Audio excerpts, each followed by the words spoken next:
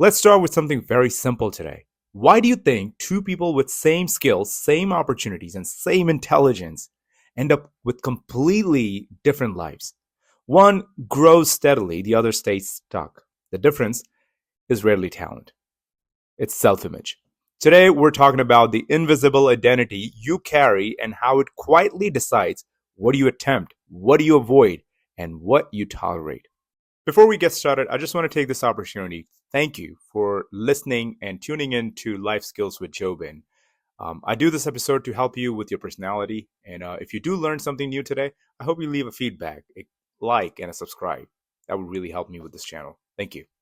So let's start with self image and try to understand it. Self image is not about confidence, it's not about self image. It's the one question that you're trying to answer, even unconsciously. What kind of a person am I? Right? Your brain tries very hard to stay consistent with that answer. If you see yourself as a not so assertive person, you will hesitate before speaking up.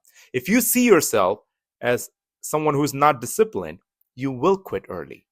Not because you can do better, but because acting differently feels dishonest to your own identity, which you created. But here's the problem.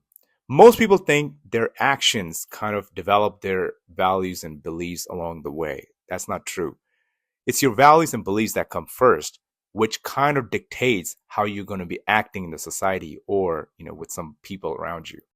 You act in ways that protect your self-image. If you want to sound intelligent, if you want to look authoritative or feel authoritative, then you don't just act it out first. You perceive it first. And based on that perception, you act it out. Right? Your behavior will always return to the level your identity is set at.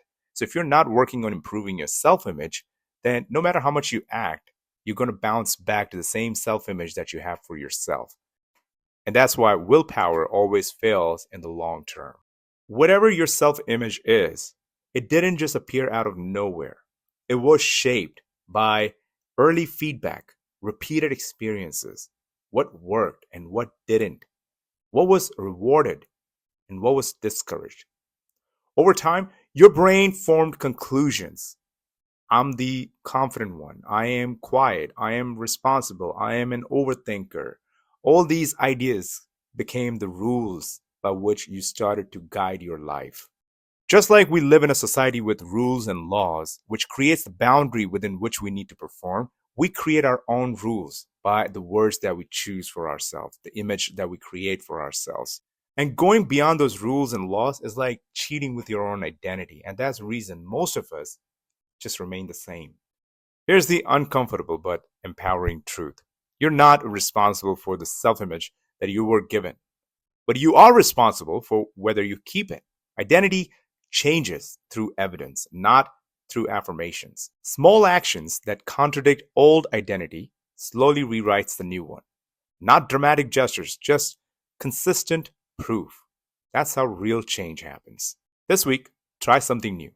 Pick one identity you want to weaken. For example, you keep saying, I'm not confident. Now do one small action daily that slightly contradicts it. For example, speak where you normally wouldn't. Finish one task that you usually avoid because of fear. Hold an eye contact for a second longer when you're talking to people. Don't perform, just collect evidence. Your brain updates identity based on proof. Here's an idea that goes against the popular thinking. You don't find yourself, you build yourself. And the version that you build for yourself depends on what behavior you tolerate and repeat. Your personality is not fixed, but it is loyal to your beliefs. It reflects what you consistently do, not what you consistently wish for. Now, before we wrap it up, if you haven't watched episodes 1 and 2, then go back and start there. This series is designed to be followed in order. In the next episode, we'll talk about emotional reactivity, why and how emotions hijack your behavior, and how strong personalities learn to pause instead of reacting. That's where inner stability really begins. I hope to catch you in the next episode. Thank you for listening to Life Skills with Jobin.